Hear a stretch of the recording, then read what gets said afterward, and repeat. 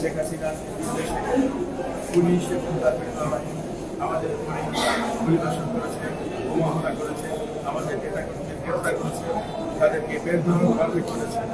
আমি 10-15 দিন হলো আজকে মামলা দায়ের করেছি। আমি নিজে বাদীবেন আমাদের মানুষের সাক্ষী হয়েছে, যারা ব্যক্তিগত সাক্ষী হয়েছে, এবং আমরা বলতে চাই আমরা ন্যায় বিচার পাওয়ার জন্য এখানে এসেছি।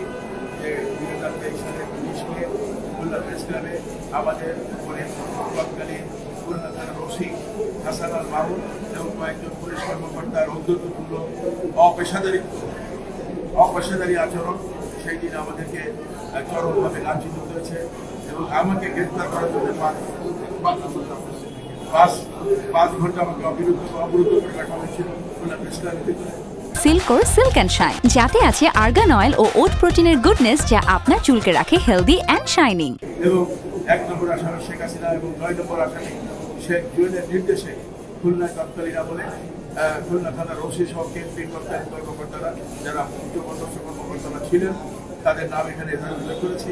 তারা আমাদের উপরে অকথ্য নির্যাতন চালিয়েছে, আর তারই বিচার প্রার্থনা করেছি খুলনা আদালত আজকে এখানে এসে আমরা বিচার প্রার্থনা করার জন্য আইনজীবী সরকার 19/2023 তারিখে খুলনা প্রেস ক্লাব নির্বাচনে বিএনপির একটা কেন্দ্রীয় সভাপতি কেন্দ্রীয় স্থায়ী কমিটির সদস্য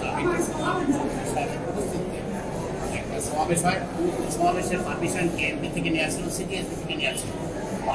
আইনগত পারমিশন থাকা সত্ত্বেও শেখ হাসিনার নির্দেশে তার কেন্দ্রীয় বাহিনী শ্রী মামুন সহ আরও পুলিশ কর্মকর্তা এবং সর্বমোট 156 জন আসামি ওখানে অতর্কিতে হামলা করে সভা বন্ধ করে দেয়।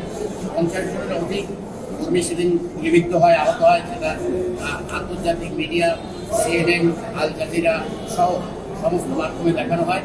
এবং সেই ঘটনা সংক্রান্তে আমরা তৎকালীন সময় মামলা করতে গেলে প্রশাসন আমাদের মামলা গ্রহণ করেনি। আমরা এই জন্য এই ঘটনায় আজকে লিঙ্গ আদালতে মামলা দায়ের করেছি। লিঙ্গ আদালত আমাদের মামলাটি গ্রহণ করেছেন এবং পরে আদেশ দেবেন।